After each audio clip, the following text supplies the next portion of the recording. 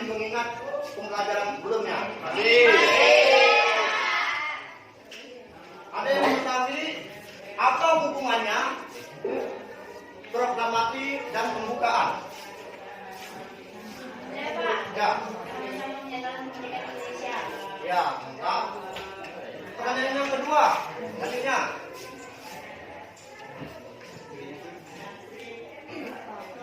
Berapa kali Undang-Undang Dasar 1945 diamandemen? Ya. 4 kali, ya, mantap. Selanjutnya, apa alasannya? Bagian apa saja yang tidak bisa dirubah dalam Undang-Undang Dasar 1945? Saya, Pak. Ya. Pembukaan, Pak. Pembukaan. Kenapa alasannya pembukaan tidak bisa dirubah?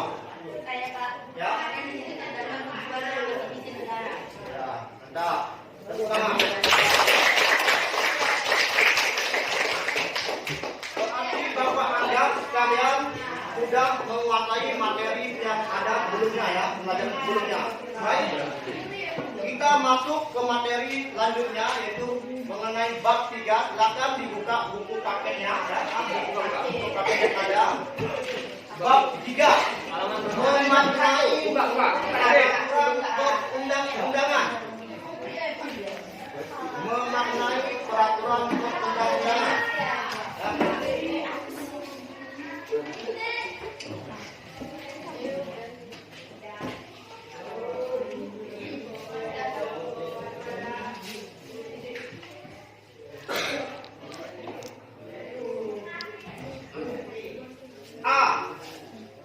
Makna tata urutan peraturan perundang-undangan di Indonesia.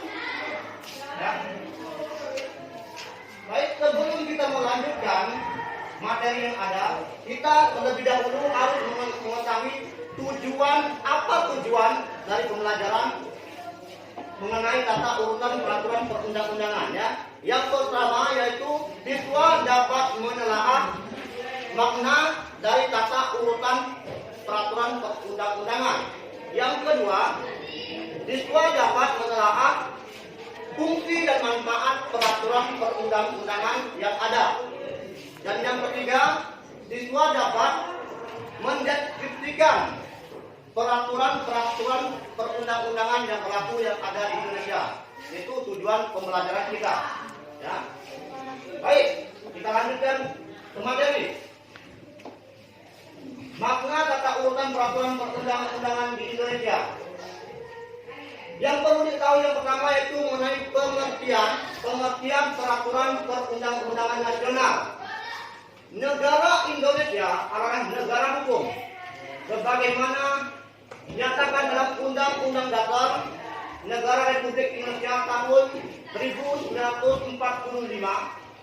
Pasal 1 ayat 3, negara Indonesia adalah negara hukum. Hal ini mengandung arti bahwa kehidupan bermasyarakat, berbangsa, dan bernegara harus didasarkan pada hukum yang berlaku. Hukum dijadikan panglima negara sesuatu harus atas dasar hukum. Sebagaimana negara hukum, segala aspek kehidupan dalam bidang kemasyarakatan, kebangsaan dan kenegaraan termasuk pemerintahan harus berdasarkan atas hukum yang sesuai dengan sistem hukum nasional. Ya. Coba slide selanjutnya dibacakan Putri Berliana. Dibacakan. Dibacakan. Sistem hukum nasional merupakan hukum yang berlaku di Indonesia dengan semua elemennya yang saling menunjang satu dengan yang lain dalam rangka mengantisipasi permasalahan yang timbul dalam kehidupan masyarakat, bangsa dan negara yang berdasarkan Pancasila dan Undang-Undang Dasar Negara Republik Indonesia tahun 1945. Ya, Mbak Anissa, bacakan materi selanjutnya nih. Untuk mewujudkan sistem hukum nasional, Pasal 22A UUD Negara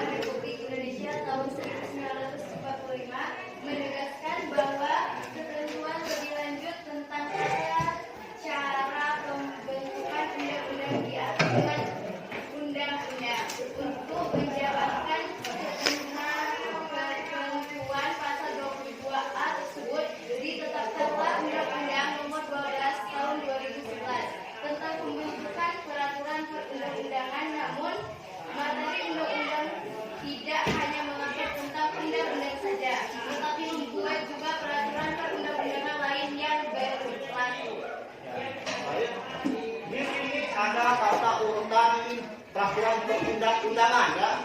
Kata urutan peraturan perundang-undangan ini diatur dalam Undang-Undang nomor berapa? Nomor 12 ya, nomor 12 tahun 2011. Coba dibacakan lagi umum. Hukum memiliki berbagai bentuk hukum, baik yang tertulis maupun tidak tertulis. Hukum tertulis dalam kehidupan saat ini memiliki kedudukan yang sangat penting bagi kepastian hukum. Meskipun demikian, hukum tidak tertulis tetap diakui keberadaannya sebagai salah satu hukum yang mengikat masyarakat. Hukum masih terbagi menjadi dua, yaitu hukum yang tertulis dan hukum yang tidak tertulis. Nih, yang kedua, tata urutan peraturan perundang-undangan yang ada di Indonesia. Coba kalian amati gambar ini atau tabel yang mengenai tata urutan peraturan perundang-undangan. Apakah sudah jelas tabelnya? Ya. Di sini ada yang bertanya mengenai tabel tersebut. Pak, kenapa di bawah UUD 45 ada kolom MPR? MPR ya. Kenapa alasannya Undang-Undang Dasar 1945 ini di bawahnya lagi ada MPR ya. Di sini maksudnya itu Undang-Undang Dasar 1945 dibentuk atau hanya bisa dibuat oleh MPR ya, Majelis Permusyawaratan Rakyat. Selanjutnya tata urutan yang kedua yaitu di sana ada TAP MPR ya. Di situ hanya bisa dibuat atau dibentuk oleh MPR ya, disahkan oleh MPR. Yang ketiga yaitu tata urutannya yaitu undang-undang atau peraturan pengganti undang-undang ya. Di sini dibuat oleh DPR bersama Presiden yang hanya bisa buat ya. Yang keempat tahapnya yaitu peraturan pemerintah yang disebut dengan tingkat PP ya, peraturan pemerintah. Di sini hanya bisa dibuat oleh Presiden ya, perhatikan. Selanjutnya tata urutan yang kelima ya, ada Perpres. Perpres ini peraturan Presiden ya, hanya bisa dibuat oleh Presiden juga. Selanjutnya tata urutannya Perda Provinsi, peraturan daerah provinsi, yaitu diatur oleh DPRD provinsi bersama gubernur ya. Yang terakhir tata urutan perundang-undangan yaitu peraturan daerah kota atau daerah ya. Di sini disusun atau hanya dibuat bisa dibuat oleh DPRD kabupaten atau kota bersama bupati atau wali kota ya. Bapak ingin bertanya ya mengenai peraturan daerah kabupaten atau kota ya. Kita di sini yang di Batam. Di Batam ini merupakan aturan yang berada di peraturan mana? Peraturan daerah atau peraturan provinsi?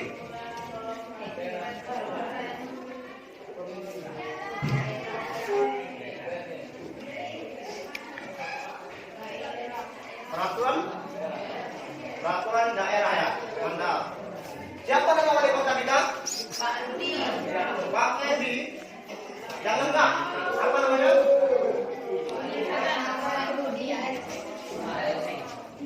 Ya, oke. Mantap. Selanjutnya, setelah kita mengenai tata urutan peraturan perundang-undangan, ya. Di sini ada Undang-Undang Dasar yang pertama yang harus kita ketahui peraturannya. Undang-Undang Dasar Negara Republik Indonesia tahun 1945 secara historis ya disusun atau dibentuk oleh BPUPKI yang disahkan oleh Ketua PPKI ya. Pada tanggal berapa? 1945.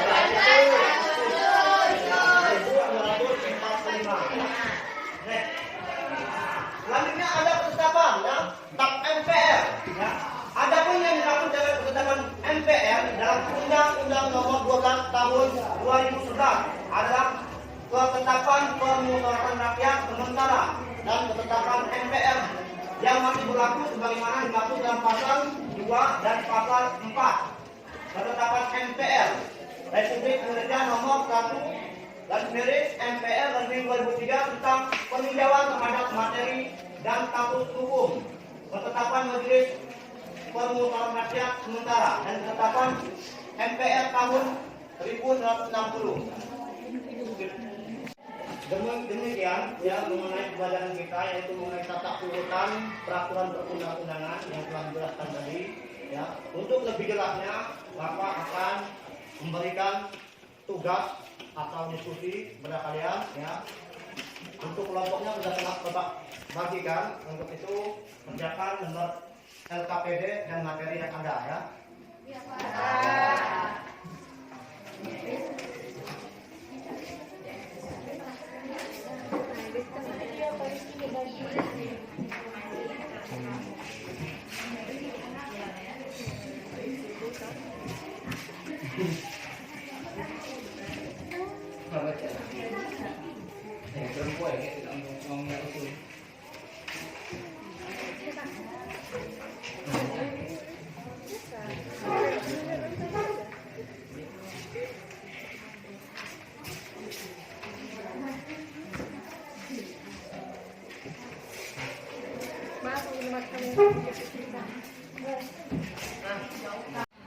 Silakan dikerjakan ya, waktu pengerjaannya hanya 10 menit ya. Setelah 10 menit nanti selesai ya, kumpulkan kembali ya.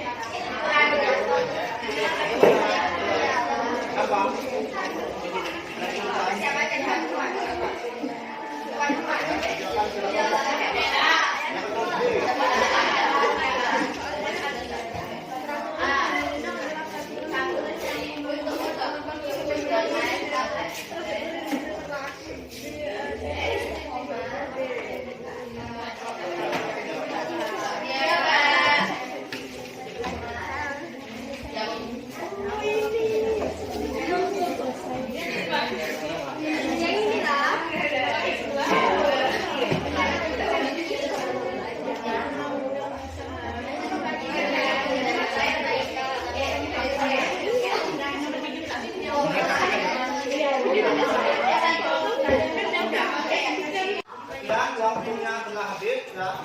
Apakah sudah selesai semuanya pengajaran? Baik. Untuk kelompok yang undang-undang dasar 45 silakan mempresentasikan hasil kerja. Assalamualaikum warahmatullahi wabarakatuh.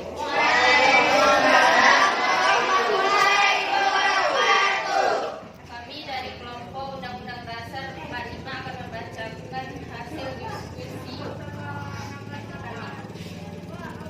Fungsi dan manfaat hukum bagi suatu masyarakat atau negara ialah untuk menciptakan ketertiban, keamanan, dan kesejahteraan, untuk melindungi negara dari segala gangguan, agar rakyat disiplin terhadap segala ketentuan negara, agar dapat menghukum pelaku kejahatan.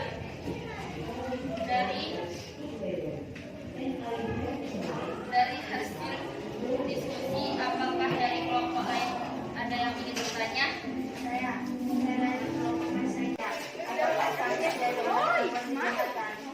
Terima kasih buat kelompok Pancasila sudah bertanya. Buat pelaku kejahatan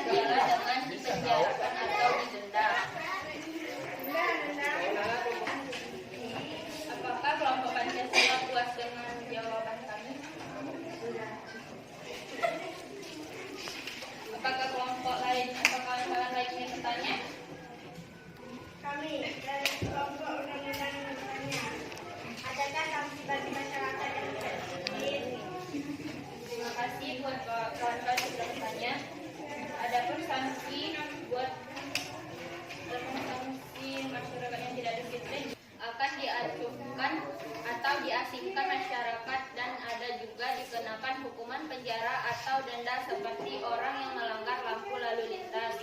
Sekian jawaban dari kami. Terima kasih. Saya akhiri dengan Assalamualaikum warahmatullahi wabarakatuh. Waalaikumsalam warahmatullahi wabarakatuh. Sekian dari hasil presentasi dari kelompok masing-masing kelompok kalian ya. Semoga apa yang pelajari menjadi manfaat untuk kalian masing-masing ya. Amin. Baik. Kita sebelum kita tutup pembelajaran ya, kita ambil kesimpulan masih dari pembelajaran ini ya. Kesimpulan yang pertama mengenai pembelajaran tersebut mengenai tata urutan peraturan perundang-undangan itu negara Indonesia adalah negara hukum sebagaimana dinyatakan dalam Undang-Undang Dasar Negara Republik Indonesia tahun 1945 dalam pasal 1 ayat 3 yaitu negara Indonesia adalah negara hukum. Itu kesimpulan yang pertama ya yang bisa kita ambil dari pembelajaran ini. Yang kedua ya, tata urutan peraturan perundang-undangan di Indonesia diatur dalam Undang-Undang Nomor 12 Tahun 2011 tentang pembentukan peraturan perundang-undangan. Dan yang terakhir yaitu jenis dan tata urutan peraturan perundang-undangan adalah sebagai berikut, yaitu setelah tampilkan di tayang PowerPoint tadi ya, PP slide yang terakhir itu merupakan tata urutan peraturan perundang-undangan ya. Sekian dari pembelajaran kita ya. Bapak hanya mengingatkan kembali materi kita tadi, apa yang bisa manfaat yang bisa kita ambil dari pembelajaran tata urutan peraturan perundang-undangan. Ada yang bisa menjawab? Siswa? Manfaatnya. Manfaat dari pembelajaran tata urutan peraturan perundang-undangan.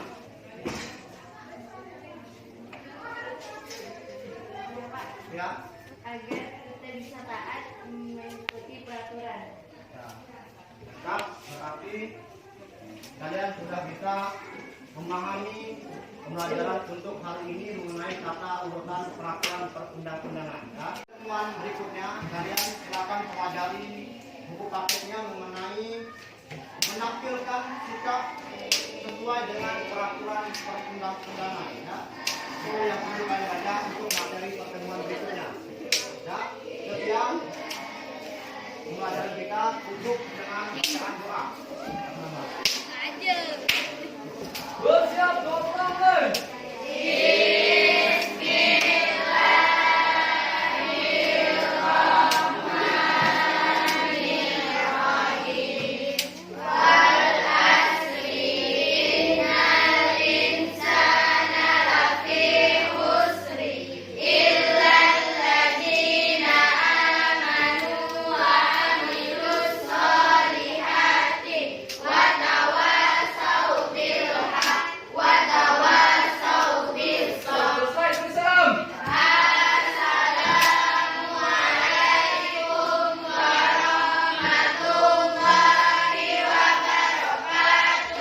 Waalaikumsalam warahmatullahi wabarakatuh.